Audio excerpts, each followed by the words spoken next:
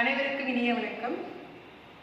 இன்றைய வகுப்பில் நாம் காணப்போவது ஓரெழுத்து ஒரு மொழி. மொழி என்ற சொல்லுக்கு கிளவி, பதம் என்ற பெயர்கள் உண்டு. நமக்கு தெரிந்த இலக்கண நூலின் பெயர் தொல்காப்பியம். தொல்காப்பியம் எழுதியவர் தொல்காப்பியர் என்று அனைத்து மாணவர்களுக்கும் அறிந்த செய்தி. ஆனால் பழமையான இலக்கண நூல் ஒன்று உள்ளது. அதன் பெயர் நன்னூல். அந்த நன்னூலை இயற்றியவர் பவணந்தி முனிவர். பவணந்தி முனிவர் எழுதிய நன்னூலில் ஓரெழுத்து ஒரு மொழியை பற்றி பல செய்திகளை தந்துள்ளார்.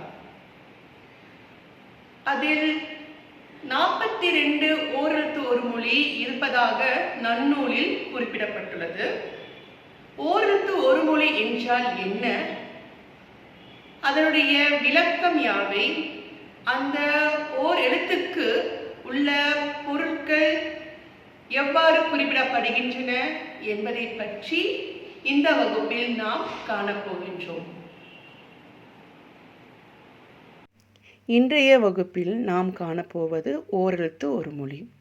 ஓரெழுத்து ஒரு மொழி என்பது ஒரே ஒரு எழுத்து பொருள் தந்தால் அது ஓரெழுத்து ஒரு மொழி என்பர். இப்பொழுது எடுத்துக்காட்டாக ஈ என்பது ஈக்களையும், பூ என்பது மலரையும், கை என்பது கரத்தையும் குறிக்கும் என்பது மாணவர் அனைவருக்கும் அறிவர். இவ்வாறு ஒவ்வொன்றிற்கும் பொருள் உண்டு. ஓர் எழுத்தே பொருள் தரும் சொல்லாக அமைவது ஓரெழுத்து ஒரு மொழி என்பர். நன்னூல் என்னும் இலக்கண நூலை எழுதிய பவணந்தி முனிவர் தமிழில் 42 ஓரெழுத்து ஒரு மொழிகள் உள்ளன என குறிப்பிட்டுள்ளார். இவற்றில் நோ, து ஆகிய 2 சொற்களை தவிர ஏனைய 40 சொற்களும் நெடில் எழுத்துக்களாக அமைந்தவை என்பது அனைவருக்கும் அறிந்த உண்மை.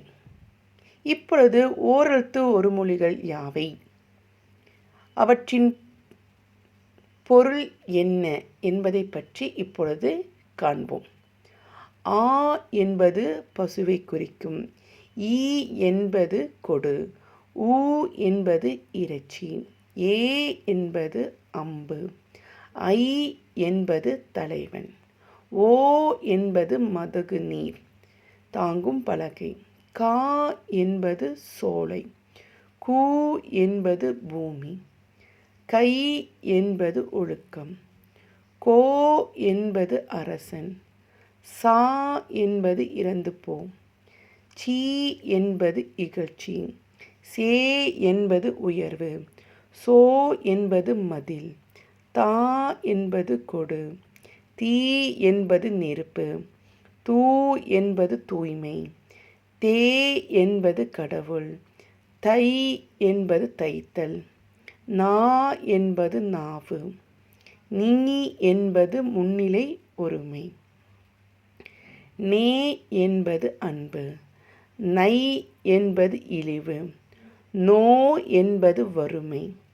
பா என்பது பாடல். பூ என்பது மலர். பே என்பது மேகம். பை என்பது இளமை. போ என்பது செல். மா என்பது மாமரம். மீ என்பது வான். மூ என்பது மூப்பு. மே என்பது அன்பு. மை என்பது அஞ்ஞனம். மோ என்றால் மோத்தல்.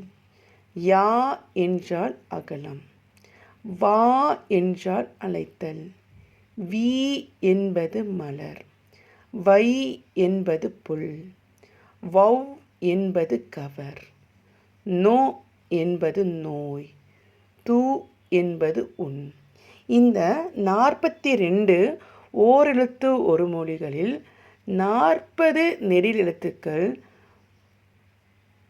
ஓரெழுத்து ஒரு மொழியாக வந்துள்ளன. கடைசியாக நோ, து ஆகிய 2 குறில் எழுத்துக்கள் நோய், உன் என்ற பொருளை தந்து விளக்குகின்றன.